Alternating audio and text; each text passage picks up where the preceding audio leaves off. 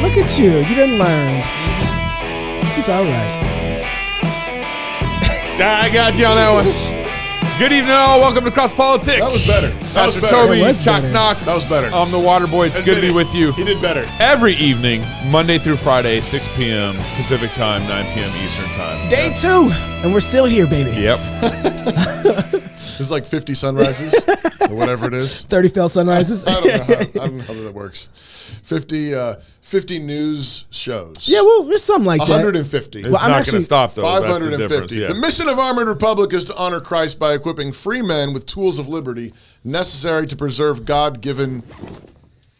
This is their public school. Rights. This is their public school bag. It is not their public school bag, but if you are going to send your kids to government schools, get a bulletproof backpack. It's loaded back. Period. Oh, that's hilarious. Period. That's why I brought that up. In the Armored Republic, there's no king but Christ. Amen. They're free craftsmen. Body armor is a tool of liberty. We create tools of liberty. Free men must remain ever vigilant against tyranny wherever it appears. God has given us the tools of liberty needed to defend the rights he bestowed to us. Armored Republic is honored to offer you those tools, so visit them and get yourself a government school backpack if you need one. And here's the thing, too. AR500armor.com. It's AR, the number 500, and the word armor.com. I got to say, there's one more thing that I carry everywhere I go, usually, okay? And when I can't carry my gun with me on a flight, this is the best that I can do, and I think this is pretty awesome. Because it goes through airport security. It goes to airport security. It's soft body armor that's packaged in it, so it's actually pretty light. You can stop pretty much everything up to we're half 44. joking about the public school thing, but I mean, it's a great backpack for everybody, really. For the record, get your kids out of government schools. Yeah, period. And that, too. For the record, get them out of government schools. Just do it. But, you know. All right, so the whole play to ban guns is a Gnostic and humanistic worldview. And the end goal is to strip all your freedoms away so that you will submit and worship the God of the system. Oh. You might be asking, how does Gnosticism and humanism work together here? Well, liberals are trying to jam you to get you to believe guns are the problem. If we just get rid of guns, we will get rid of school shootings, right? Right? Get rid of guns? School shootings? Like if you got rid of your pencil, you'd stop failing your test. It is, and if you put down your fork, you wouldn't be fat anymore. It is the material that is the problem. That's what they're bringing, which is why the liberal Congress House, is trying to pass gun legislation in the coming weeks right now as we speak. Right. Yeah, They're going for it. But Jesus said murder begins in the heart, and there's no amount of material cleansing that can get rid of murder. And the reason why liberals wind up at this conclusion is because they don't believe in Jesus, and so their only solution is to legislate, to tinker with the mechanisms of the government, to control people's behavioral patterns, and to ultimately cleanse society of all material evil. Yeah, that's what kombucha's for. Where do I go from there? Gnosticism disarms for the power play. That's what Gnosticism does. It disarms, and that power play is always a humanistic sell of goods and services on the other end. Gnosticism disarms and then brings in humanism. Right. This brings us to humanism. How does humanism come into play here? You see, Gnosticism, like I said earlier, disarms and jams you into thinking that the only way out of our troubles is through a benevolent government. They want you to believe that our government is inherently good and has your best interests in mind. They want you to blindly submit to the government, and if you just give the government enough money and enough power, we'll solve the world's problems. You know, more public schools need more money. You're even hearing Ted Cruz argue for that. Now, don't think politicians are going to honor and protect the Second Amendment. I mean, you just saw what happened in COVID, right? I mean, they didn't honor my First Amendment rights. They aren't going to honor the Second Amendment rights. All our power-hungry simps want is a crisis that gives them the reason for ignoring the Constitution. That's what this is. This is a crisis. But the only way out of this is to trust and obey God. Our country is sick with cancer, and when it particularly comes to the school shooting issue, this is creating a glaring red light, as if abortion wasn't enough already. Is that fathers are the central problem here. Fathers have been provoking their kids by giving them to the wolves of public school system for decades, and then are surprised when those unloved kids act out and murder their fellow classmates. Fathers have not loved their kids in their hearts. Another word for that is they hate their kids in their hearts, and that's defined by the Bible, not how we feel. So the outward manifestation of murder shows up in our kids. We need a revival of Malachi 4:6. And which says, and he will turn the hearts of the fathers to the children, and the children's hearts and the hearts of the children to their fathers, lest I come and strike the earth with a curse. If this does not happen, our land will be further cursed. That's what it will be. That's what it says. And we will get what is currently happening in Canada right now. We're introducing legislation to implement a national freeze on handgun ownership. What this means is that it will no longer be possible to buy, sell, transfer, or import handguns anywhere in Canada. In other words, we're capping the market for handguns.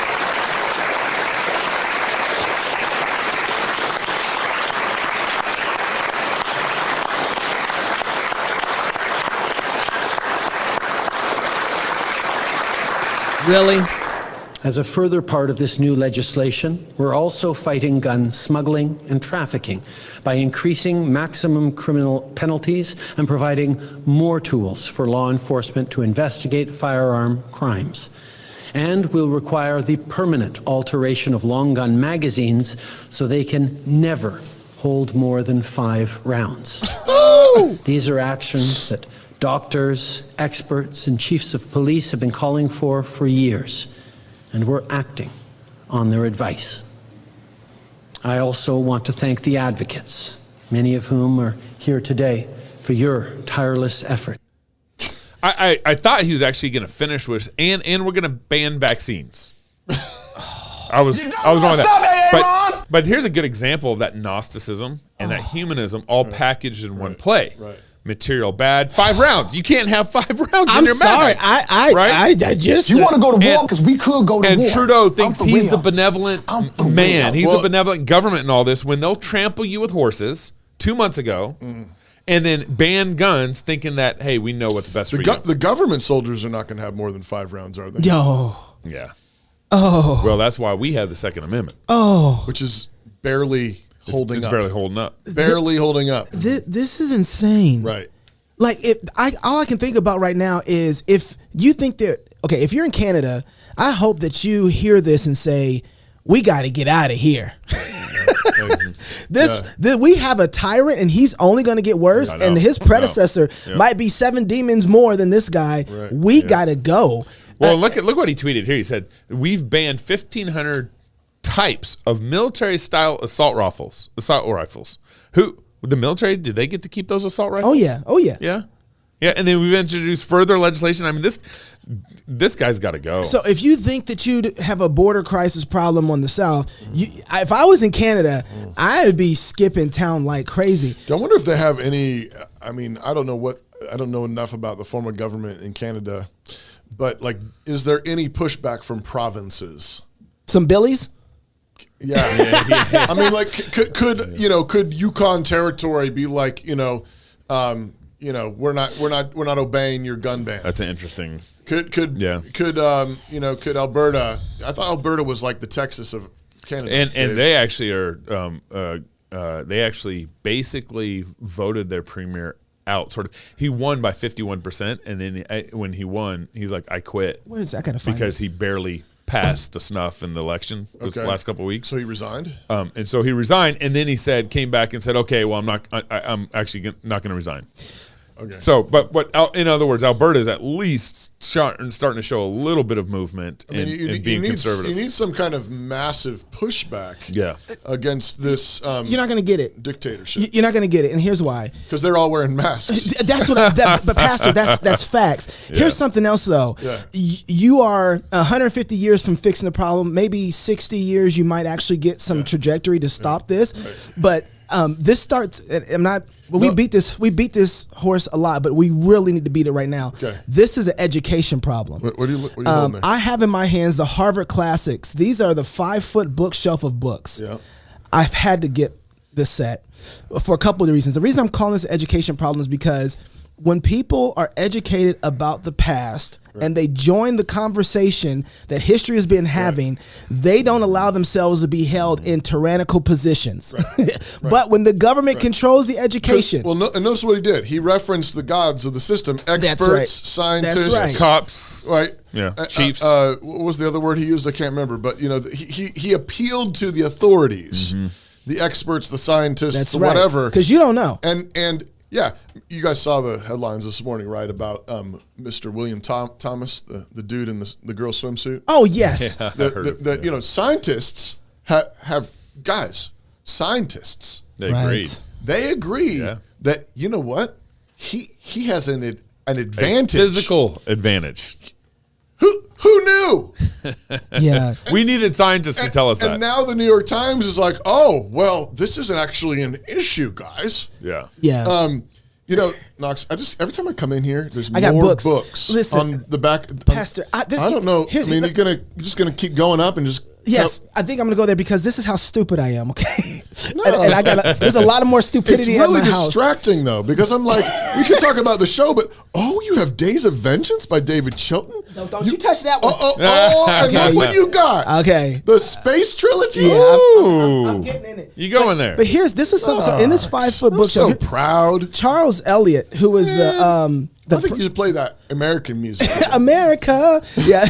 Charles Elliott said in this book, he came up with this 50 books for free man's education, right? This is with this 5-foot bookshelf. He said, I think he wanted everybody to have an education, not just rich folks, because education was a way to keep people free. Right. Right. And what he says in here. Because when you hear people say stupid things like that, if you don't know your history. Say, no. If you don't know your history, you're trying to figure out, so why did we kill so many people in the 20th century? Yeah. Oh, yeah, they were disarmed. Right. They weren't educated. Right. We could just run over them because they didn't know what the government was doing. In the name of your safety. Your safety. Absolutely. Don't forget that. Don't forget that. The whole ethnic cleansing thing of the Jews, it's over and over again. It was for your safety. Yeah. There are diseases carried by Jews, according to Hitler, according to the Nazis. And over and over again, it's for your good. It's for your safety. One of the things too that you need to realize that your education, going back to that, education naturally leads to self-defense. Those two things are paired because you understand your responsibility and your duty as a man to your family and to your neighbor. Right. And when we talk about the Second Amendment, we're talking about protecting ourselves against tyrants too. Yeah. So they would love nothing more than you to be without a weapon, for you to be without being able to protect yourself. Right. We did this on Worldview Shotgun series. The government ain't your daddy. They don't. They have a form of protection, but it's not in your home. The central thing too, though, is it's education. But I also want to just drill all the way down. It's fundamentally knowing who you are in Christ. Absolutely. And that's what drives all of this. Yep. And there's actually a really great article out, I think today, called "The Faith of Mass Shooters." He's got to hit this with a minute left. By Jeff Schollenberger. The Faith of Mass Shooters, Jeff Schollenberger. It's at compactmag.com. Compactmag.com. Link in bio. And what's up? Link in bio. Yeah. And we'll throw the link up. But it's easy to close here, actually. Just that fundamentally, every city, every society, every culture is built on blood. Yeah. Sacrifice is inevitable. There is always for freedoms too. Yeah. Sacrifice for freedom. And the only question is whether or not you have the blood of Christ or it's going to be the blood of some other sacrifice. There's always an altar at the center. And then when you follow that leader, there's always sacrificial obedience. That's what makes heroes and martyrs. Soldiers give up their lives and lay down their lives, hopefully for real freedom, for the truth, for virtue. But this is why Justin Trudeau and others can be fine with horses trampling ladies. That's right. And there's always excess deaths. And I'm here to save you. And the question, but you say, because they'll say, well, someone's always got to die. So, and the question, though, is yes, but what's the standard? Yeah. And what is the foundational sacrifice? And is it true salvation? Or not? Yeah. And is it really real freedom? Or is it some kind of benevolent dictator who's because he's making it up as he goes? Art Schultz is up next. He's the one who's fighting for chaplains to be able to have the freedom to choose whether or not they want a vaccine in their body. Art Schultz, Up next on Cross Politic. This is where Dave and I plan this year's company holidays. Let's go through the list. Easter. Too religious. St. Patrick's Day? Too white. Mother's Day. Way too cisgendered. All of your usual holidays have been canceled this year. But we still have Karl Marx's birthday! Ha Need a real reason to party? Find a new job at redballoon.work. Home. It's where you build your legacy, where traditions are started, seeds are planted, meals are shared, and stories are told. We are Chris and Natalie Carpenter, owners of Story Real Estate, and our team of top agents helps people find homes in Moscow, Idaho, and around the country. Have you thought about a move? Contact us to get connected with a top agent who shares your values and puts your family first. Or reach out to us about our Moscow relocation guide. Wherever you're looking to go, we can help you find home. Call us at Story Real Estate or visit us at storyrealestate.com and start building your legacy.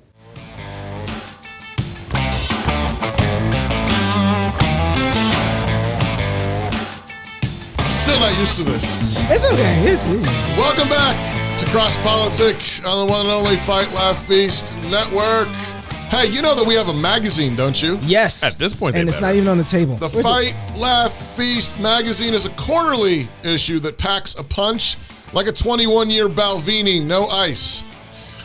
Gabe wrote this. Yep, We that's don't right. water down our I did. scotch. Why would we water down our theology? Order a yearly subscription for yourself and then send a couple yearly subscriptions to your friends or maybe even your not friends Like Russell Moore. who have been drinking lukewarm evangelical Kool-Aid. He is lukewarm evangelical Kool-Aid. Who's reading this? I'm sorry, ad? my bad. Every quarter, we give a quality food for the soul, wine for the heart, some Red Bull for turning over tables. Red Bull for turning over. That's good. Our magazine does include cultural commentary, a psalm of the quarter, recipes for feasting, laughter sprinkled throughout the glossy pages, Sprinkled? and more. Sign up today at flfnetwork.com/product, and then just scroll down and find the Fight, Laugh, Feast magazine, or you can go /Fight, Laugh, Feast magazine. Ooh, This that's long. magazine That's is long. so Yeah, go to Presbyterian. shop. Go to Fight, Laugh, Feast shop. Sprinkled. Stop Go it. to product So and stop then it. go for it. Yeah. Hey, with us, we are grateful to have Mr. Arthur Schultz. He is an attorney who's resided in Virginia since 1985 when the Army moved him there for a year before he retired. Art graduated from West Point in 1966, commissioned as an armor lieutenant. Wow. Served 26 months in Vietnam and commanded a tank company, an armored cavalry troop in the 25th Infantry Division. Art retired as a lieutenant colonel September 1st, 1986, and immediately entered George Mason University School of Law in Arlington, Virginia. Art formed Chaplains Council, PLLC, in 2013 to reflect his focus on chaplains, chaplain endorsers, and their religious liberty. Art, thank you for joining us on Cross Politic. It's my pleasure to be here. Thank you. Art, since the Supreme Court struck down a whole bunch of Biden's vaccine mandates, the mask mandates have been dropped now by the FAA, the Travel Administration. It seems like all this is over for a bunch of us, I don't know, normal people. But apparently it's not. But I'm really confused because we've talked to some other people that have been involved in these military lawsuits, and we've been told that historically the military has actually granted a lot of religious exemptions for like really random and odd things.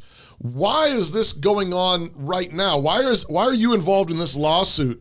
For chaplains, for representing defending chaplains, yeah. against these vaccine mandates. Why are they not just let off the hook for religious exemptions? The answer is because it's not to do to medicine, or I think it has to do with the issue of control. There is no reason why you should not grant a chaplain a vaccine exclusion of his religious exemptions. For instance, the majority of the people who say, I have a religious objection, has to do with the use of stem cell lines from aborted babies. I'll use the term babies to produce or to test. Pfizer, for instance, so when they first came out and they said, we have this vaccine, they were very careful to say, we didn't use any stem cells in the production.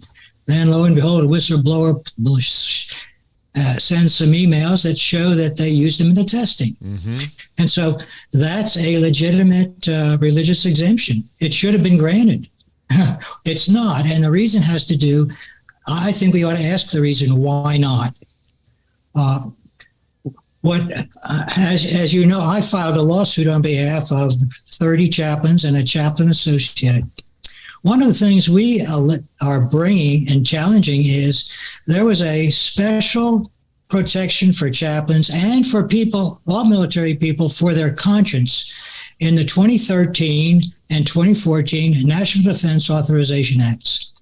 If you'll remember back in 2010, the Democratic Congress in the closing days of it passed or repealed what was a ban on homosexual activity within the military. Yeah, don't ask, don't tell. Well, don't ask, don't tell was administrative policy. The actual statute said homosexual activities are incompatible with military service, and it had a large part to do with privacy issues, although they could have easily and should have justified it on medical reasons. Yeah. Another story. Okay. Yeah. I took part in that fight. So, but you see, and so once they did that, they said, oh, it doesn't matter what your orientation is, but it does matter, because what happened was you'd have chaplains that were talking with somebody and they'd say something of, well, what do you think about homosexuality? Well, it's a sin. And they go into why theologically they couldn't agree with that. And then all of a sudden there are all kinds of allegations. Oh, you're disrespecting me, et cetera, et cetera, et cetera. And so we had all these issues coming up. And I was with an organization called the International Conference of Evangelical Chaplain Endorsers.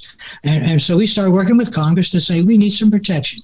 And lo and behold, in 2013, they passed something called Section 533 of the 2013 National Defense Authorization.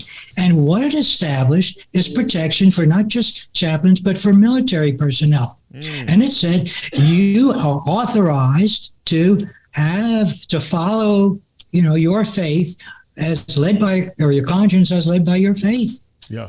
And it prohibited people from taking negative action against you.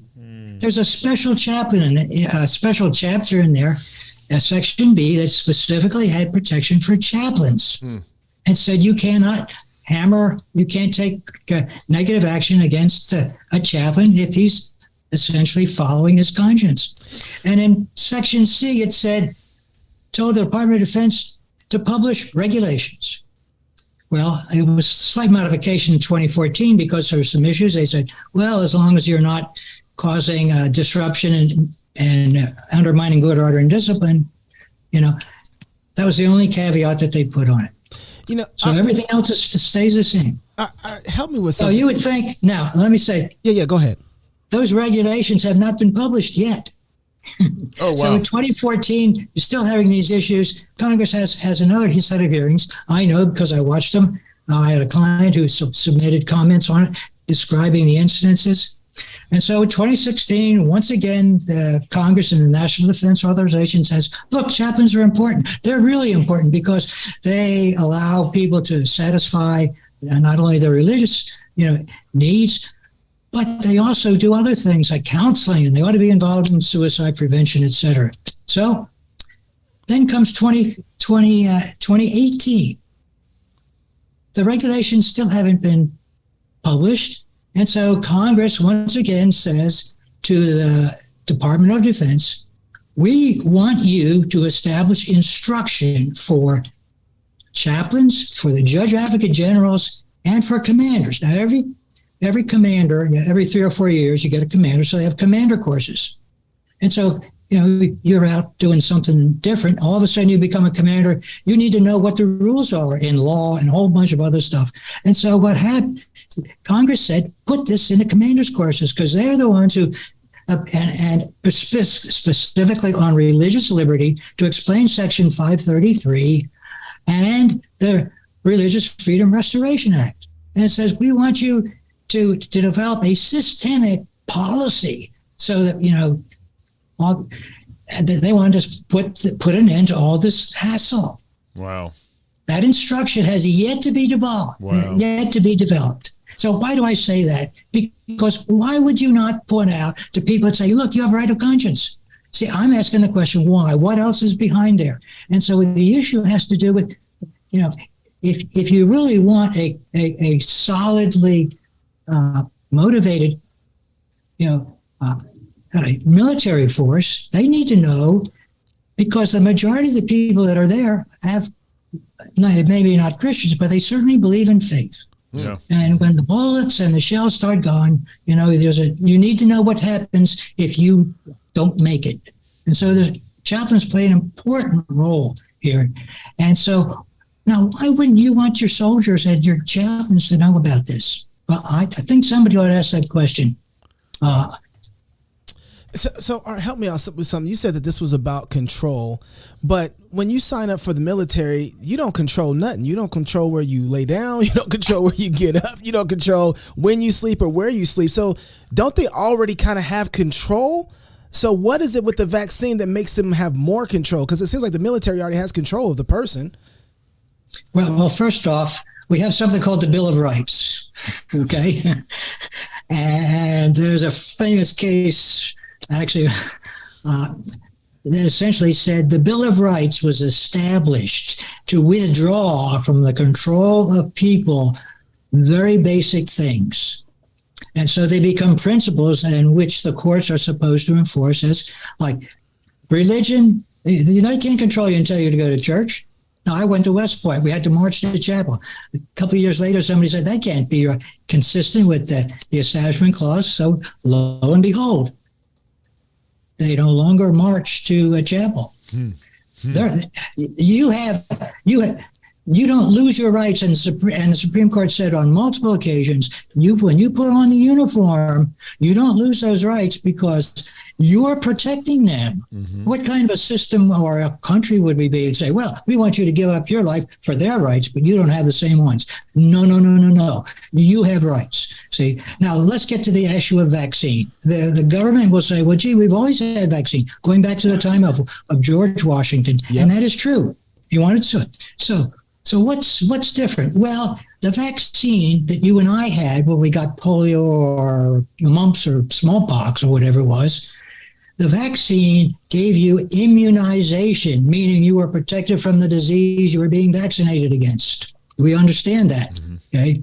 Well, in somewhere about the 1st of September in 2021, the CDC changed the definition of vaccine. Yep. And I've got the documents. We have the documents. They say we need to update the definition, because people are looking at our vaccines and they're saying, your vaccine, this is the Pfizer, all the experimental ones, and they don't meet the definition. Yeah. What did that mean? That means you and I had a vaccine and it protected us from exposure to the disease. So you get the vaccine, you go up to somebody who's got smallpox or polio, whatever it is, you don't get it, right? Because you have immunization. See? Right. The vaccines now are not vaccines in that they do not immunize you. And so they changed it to say, now a vaccine is something that increases your, stimulates your immune system. Stimulates. It's protection. It's like, chocolate stimulates. I can think some other things. Choice is chocolate. Yeah. Okay, all right, hold on. Do you have some more time? Because we have to end the show right here, but do you have some more time? We can talk about 10, 12 minutes off air for our background. Sure. What do we call that now? Club membership backstage. After hours. After hours. Gabe already said club membership backstage. So that's what it is. Club member backstage pass. Where can people watch or follow what's going on with this case and stay attuned to what's happening? Well, I can't answer that question. I don't have a website. Okay. But we will establish one. Well, I don't need to advertise. but we want the American people in some way to know. So, you're going to have to be in touch with us so that we can be in touch with everybody else and let them know what's happening with this case and be praying for our chaplains that are out there so that they can. You know what? Morale is so important. We can't forget that, right? And so nothing. Amen. So anyway, all right, hold on, stay back there. We're going to talk to you in just a second. More cross politics for you club members, but for the rest of everybody else, if you're single, get married. If you're married, have kids. And if you have kids, go baptize them. Until tomorrow, love God with all your heart, soul, mind, and strength. Love your neighbor as yourself. Go fight, laugh, and feast. This is Cross Politic. A republic is about the rule of law, not men. Armored Republic is devoted to seeing the God-given rights of free men preserved against mob chaos, criminal evil, and the jackboot of tyranny. Every purchase of body armor is another free man equipped to resist tyranny, another brother in arms, another hardened household ready to face down the wolves. Body armor is a tool of liberty, and every tool is for the purpose of working or keeping, creating or guarding, building or fighting. Join the Armored Republic. Build. Fight. When tyrants take over, what's the first thing they do? Disarm. It happened in Russia, China, Germany, and most recently, Afghanistan. Why? Because disarmed people are easier to control. And over the last century and a half, American tyrants have been carrying out a slow, methodical disarmament that no one is talking about. State education. Tyrants know that education is warfare. Our rulers have a vested interest in making you totally harmless. They've got big plans and they don't want you getting in the way. Think about it. Would you rather fight an army decked out with high-powered rifles or a bunch of dinky water pistols? They know that if you can think critically, you're a threat. At New St. Andrews College, we want to graduate men and women who are dangerous. Dangerous to the world, dangerous to the principalities and powers, dangerous to spiritual wickedness in high places. Education can either arm you or disarm you. It can make you a threat or make you a useful idiot. So, where you get that education counts. Click the link to apply to New St. Andrews College today.